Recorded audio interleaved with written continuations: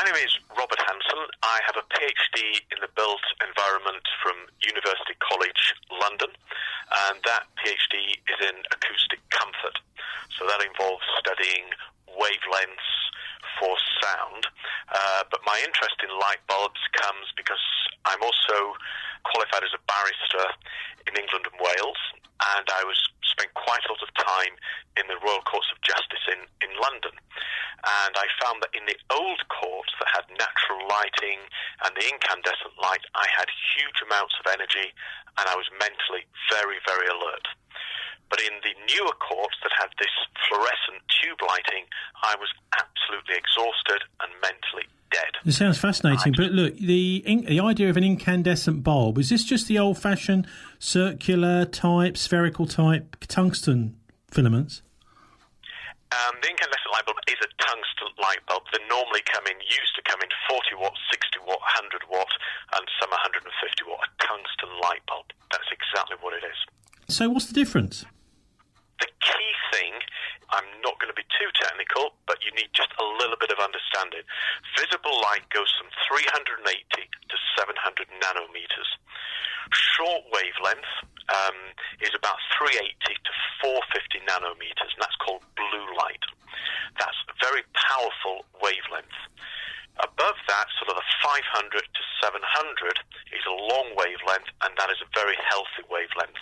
The incandescent light bulb produces long wavelengths in this sort of 500 to 700 nanometer range, and this particular wavelength repairs the body cells, and it gives the body energy.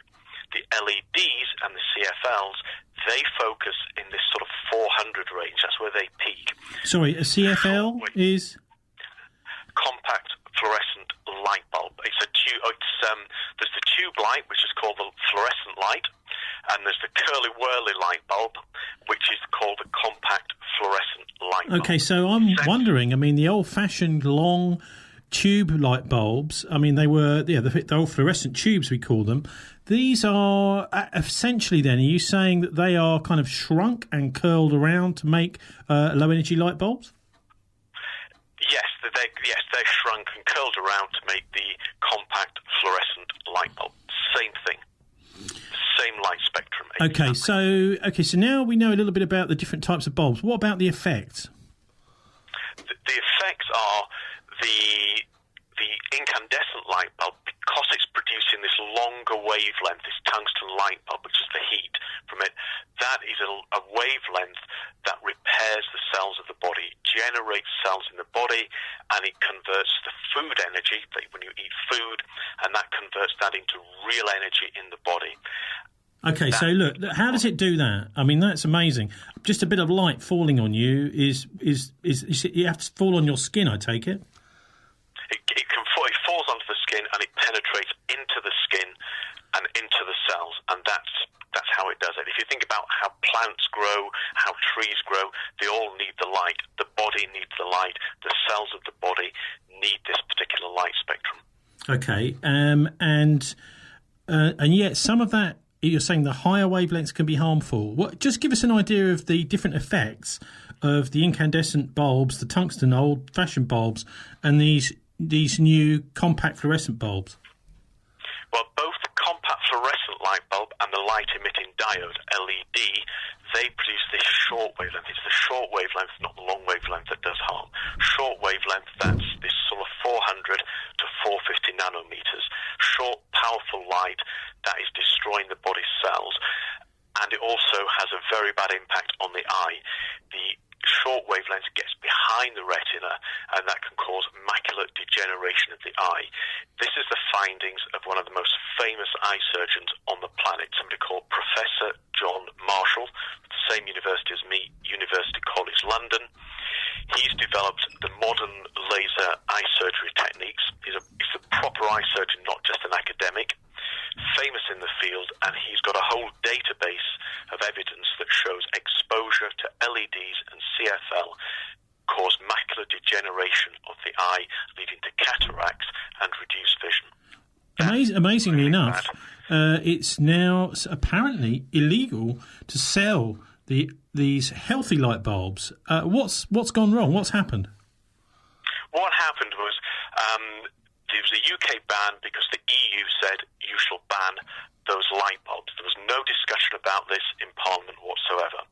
The EU did it because they wanted to reduce what's called greenhouse gas emissions, carbon dioxide emissions, and they saw these incandescent light bulbs as using more energy than the compact fluorescent light bulbs. Therefore, they decided to ban the incandescent light bulb. And I think it's the first time I know where governments have actually banned a safe product, a healthy product in the incandescent light bulb, and actually promoted a product that they knew, and they did know, don't let anybody take you away from this, they knew these CFLs and LEDs would cause negative effects on health. Is it possible to make CFLs and LED bulbs which emit that warmer light, as if they were, same sort of light as the old-fashioned bulbs?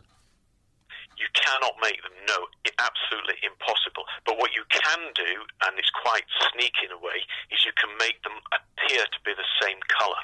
So you could take the LED and you could paint it red or paint it orange or something, and it would appear like the old-fashioned incandescent light bulb, but it would not be the same wavelength. Can you tell us a bit about how these different wavelengths, and I imagine, because I know the fluorescent bulbs used to flash, didn't they, at a very, very high rate.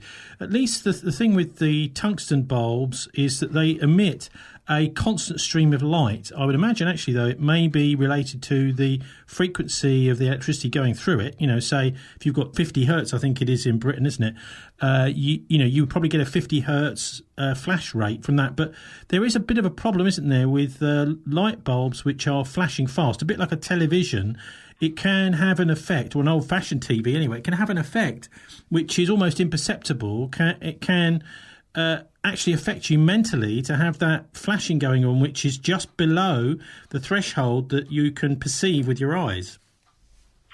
Yeah, the tube lightings particularly, they do flicker, and you can see them, particularly as they get older, when they're right at the end of their life cycle, it looks as though they're having an epileptic fit. You can see a doof, doof, doof kind of explosive flicker. That's there all the time. It just becomes apparent as they get older. So that flicker also has a negative impact, as you say, on headaches and causing fatigue. But the real cause is this hidden factor of the wavelength that nobody's talking about. And you should be particularly concerned about it because you've now got LED street lighting. This is a major problem because when it's dark, dark at night, there is no sunlight to produce the near-infrared light to counterbalance the LEDs, perhaps in some offices where you've got windows and sunlight coming in. In the daytime, you can balance it with the sun. But at night time, there's no balance at all. And all you've got now with the LED street lamp is this negative cell-destroying light. That's a massive concern because these are on at a time when there is no sunlight. Very, very, very big problem are the LED streetlights at night. And what they do is they cause sleep problems because they destroy the melatonin in the body. And this is why more people are taking melatonin problems to help with sleep problems. And when you're not sleeping at night, you're feeling more fatigued, you get more of the sort of headaches, and you're feeling more and more run down. And so the LED street lighting is a particular problem. We've also heard that the LEDs and the CFLs aren't quite so easy to recycle. In fact, I think the CFLs even contain mercury, which is highly toxic. So one does wonder if this has been a step backwards. What about this recyclability? They claim to be recyclable, and they're supposed to have all the CFLs and LEDs are supposed to be recycled. They are supposed, or I use the word supposed because they're supposed to meet a certain standard, to only have a certain amount of mercury in them. But in reality, to pass a test, you send a light bulb to a testing lab, you get a certificate saying it's passed the test and it's got a low amount of mercury. But once it's passed that test, these things are then made in India, in China, all over the place, and it's been found through actual real testing that they contain a massive amount of mercury, a lot more mercury vapor than the ones that were tested and signed off on. It's a little bit like the diesel cars, where you have what's called a golden car. you create perfect conditions for it, it passes the test, but when you get it on the road, the diesel cars are producing 7 and 8 times more nitrogen oxides than they should be. Same with the compact fluorescent light. It's producing a lot more mercury than it claims to be producing. And interestingly, the manufacturer, the patent owners, this is the key thing, the people that own the patents for these, which would be the Osram, Philips and General Electric, they all have exclusion clauses. If one of the light bulbs breaks, you've got to wear a mercury mask, wear special gloves, open the windows, turn off the air conditioning. People are not aware of this. People are not being told this. But if you wanted to sue those companies and you didn't go through that procedure, you wouldn't be able to sue them. They've covered themselves, but they're not telling you about the exclusion clauses that they have.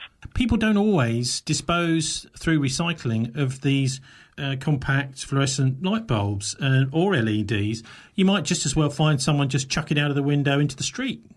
That's what often happens. Certainly what I see in sort of dustbins around here, you'll get the tube lighting stuffed in a bin somewhere, or just the compact fluorescent light bulb thrown in the dustbin.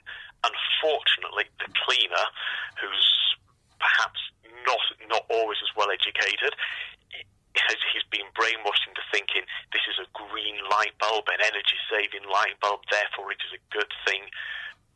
They're not alert to this, and they just picking up this broken mercury, breathing in the mercury vapor, dealing with the toxins. They don't realise it.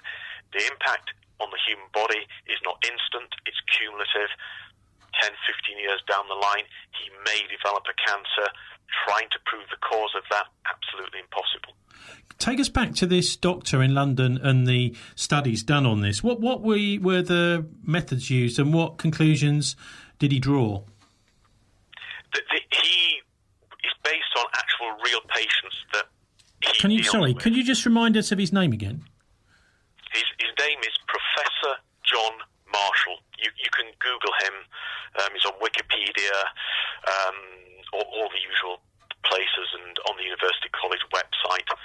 I think he's put articles in some of the popular newspapers as well that will show that this short wavelength is increasing the amount of age-related macular degeneration of the eye. That's his big thing. And he himself will only ever use incandescent light bulbs. Now, have you got any evidence that this had a real effect on you? You know, it could just surely be circumstantial that you were feeling tired on the day you were working in an office with LED bulbs or compact fluorescent bulbs. No, this is over a period of at least a decade. I mean, it's a long period of time, and you can pick out the patterns. So at first you're not sure what's causing it, and then every time you go under it, you're not feeling great. You're not feeling great. You go to the other room, and you're feeling good. And then I wrote at the time, about many years ago, I wrote to the British government, and they said, it's just you. Everybody else is fine by this. And then it turned out, actually, when I started to talk to other people, they were also suffering the same problem. And more people were suffering the same problem. And there's an organisation set up, originally one was called Spectrum Alliance, now it's called Light Aware. Light Aware, if somebody can look at that, please do. And there are people of different ages, different genders, different races, living in different parts of the world who feel the exact same effects when they're in a room with LEDs and CFLs. So it's not circumstantial, it's not race-based, it's not age-based, it's not gender-based, it's across a whole range of people. I mean, isn't this a price we've got to pay for only using something like a quarter of the amount of energy to light our homes? Well, first, whoa. Got to pick you up on that point. And light does not take a lot of energy in your home. It's a very, very, very small amount of energy consumption. Incredibly small amount. It's not a huge consumer of energy. It sounds a lot because you're talking 40 watts, 60 watts, 100 watts. But energy is measured usually in kilowatt hours. So it's not a lot of energy. Overall, it's a very small amount of energy. Secondly, these things do not use a lot of energy to produce. human health is worth a hell of a lot more to me than saving a couple of dollars or pounds in energy per year on a light bulb. We spend that on food, you spend it on clothes, you might spend it on a record or a CD. I want to spend it on a light bulb. If you want to use a Tesla car, you're going to use a lot more energy than me. If you use a train, electric train, you're using more energy. People should be given a choice and make an informed decision on how they want to consume energy and what they want to go and do. The problem with the British government and the European Union and all the green groups they sponsor is that people are not allowed to give an informed choice because they are only told one aspect of a light bulb, energy, and all the rest of it, all the things I've been talking about today, you just don't read about, apart from in weird academic journals, or sorry, not weird, but respected academic journals by respected eye specialists, respected medics, but the popular press will not cover it. I mean, there's also the matter of how much the light bulbs actually cost to produce in energy terms. But just tell us about your experience, because you were in Hong Kong and you had a go at actually talking to the people who ran a club that you were a member of, where you decided that you would try and get them to go back to using the tungsten bulbs. And I'm not sure what the situation is in Hong Kong. Maybe you can tell us that it is quite legal to use tungsten bulbs there still. There is no ban on the incandescent light bulb in Hong Kong. That you can still go to a shop and buy the 40 watt, the 60 watt, the 100 watt light bulb. There is simply no ban on the bulb. So they're readily available. There's not a problem in buying them. And the particular club, the Foreign Correspondence Club, it's a journalist club in Hong Kong. I was a member there for approximately about 4 years. I did enjoy it there. Everything was incandescent, tungsten lighting, and a great place. Then they changed the lighting in the bar to the LED. I went there and instantly just felt bad. So I asked them, could they change it back? Or, at the very least, could they guarantee me that the bar downstairs would remain all incandescent? And they wouldn't do that. And they said, there's no evidence that LEDs pose a risk to human health yet.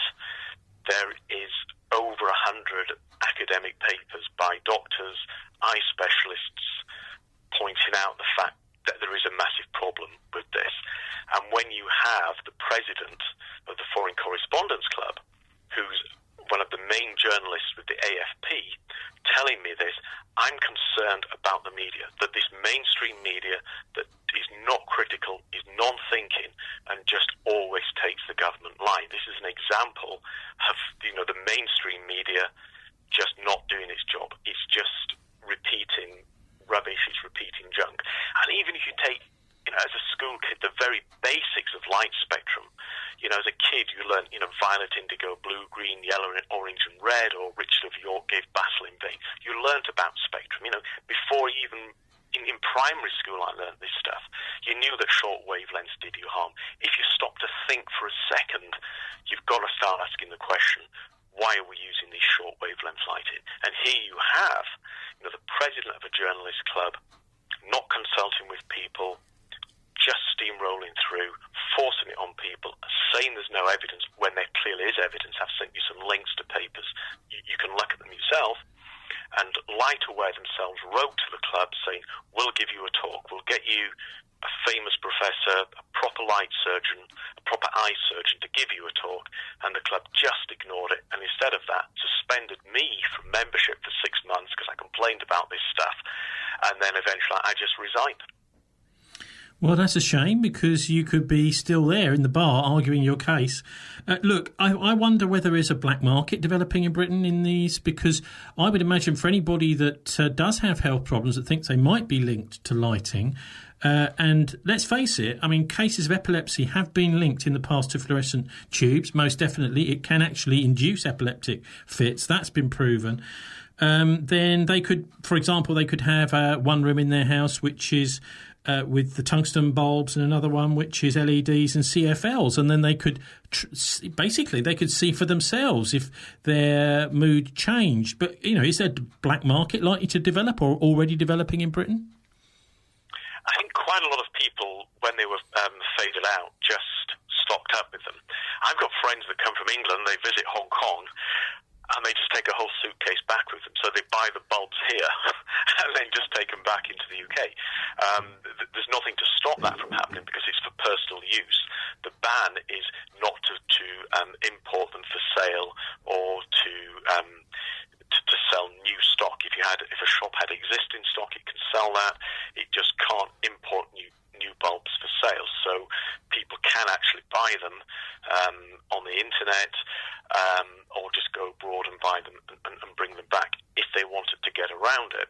But the problem is in the workplace. We need to go to work, and yet you're going to be forced into an office that's going to have the bad lighting, and you're probably going to have a boss who won't care. Well, but the thing is, we may even have bosses that think to themselves, well, I'd like to have my staff working efficiently, happily, contentedly. I'm going to get some of these bulbs. Maybe, but the problem is what you have are the green groups like the WWF, Friends of the Earth, who are sponsored by Philips and have received huge grants from the European Union. Again, you can check this on the internet, and they go around persuading things like hotel chains and large companies to use this lighting and to commit to this type of lighting in the name of saving the planet. And the resources they have to actually pushing this are huge compared to what individuals actually have. Interestingly, the European Union does have a clause in this eco-design directive that reads that no product should negatively impact on health. I mean, that applies to 5G as well. Now, there's been a lot of talk about that. It applies to CF and LEDs.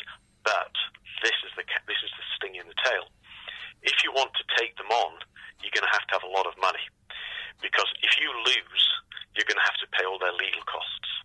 And you'd have to take on the British government, the European Union, and the bulb manufacturers and the patent owners, because they would lose money out of it, therefore they've got a legal interest, and you'd be taking them all on, and you'd have a first case, you'd have a court of appeal, a court of final appeal, European Court of Justice, and you'd be bankrupt if you to take any of them on. And that's probably the same with the 5G issue as well. These companies you can't touch them, and because they have taxpayers' money. Now, Robert, you're a lawyer. How about if a homeless person was to take them on? That would actually, well, if a homeless person was to take them on, somebody that only means, yes, that would work. But Joe, anybody that's got if they've saved up and bought a house or got any savings, you're going to lose that. So you've got to have somebody that's got no assets whatsoever, and you've got to find a lawyer skilled in European law who would do this for you. Well, Robert Hanson from Hong Kong, thanks very much for joining us. And also, I'll just remind listeners that the campaign is called Light Aware, and I'll put a link to that on our show page at dialectradio.co.uk. So, Robert Hanson, thanks very much for joining us. Thank you for giving me time on air. Thank you very much indeed. That was Richard Hanson speaking to us from Hong Kong about the adverse effects of low-energy light bulbs. That's the compact fluorescent light bulbs, CFLB, and the LED light-emitting diodes.